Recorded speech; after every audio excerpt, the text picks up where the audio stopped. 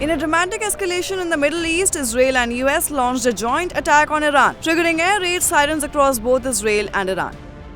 According to the Israeli Air Force, loud explosions were reported at multiple locations in Tehran, with flames and thick black smoke rising from several areas. And now Iran has also followed with retaliatory strikes on Israel. So what do we know about Israel's operation? Well, Israel's operation is named Lion's Roar by PM Benjamin Netanyahu, and it follows internal IDF planning and reportedly involved multiple ballistic missiles targeting 30 locations. And also, this is the most significant strike since Israel's last Iran-focused operation, Rising Lion, in June 2025.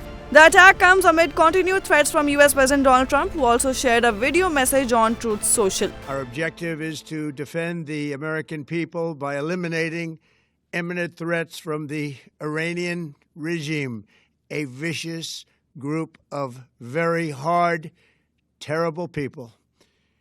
Its menacing activities directly endanger the United States, our troops, our bases overseas, and our allies throughout the world. The US military has already surrounded Iran, increasing pressure over Tehran's nuclear program, while Iran refuses to abandon uranium enrichment.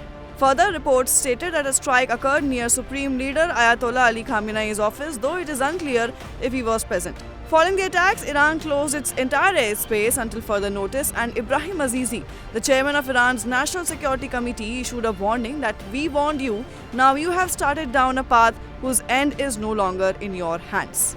Sirens also sounded across Israeli cities, and the Israeli Air Force instructed citizens in Tel Aviv to evacuate. The IDF moved the country to essential alert, closing non-essential offices, schools and gatherings, urging the public to follow Home Front Command guidelines.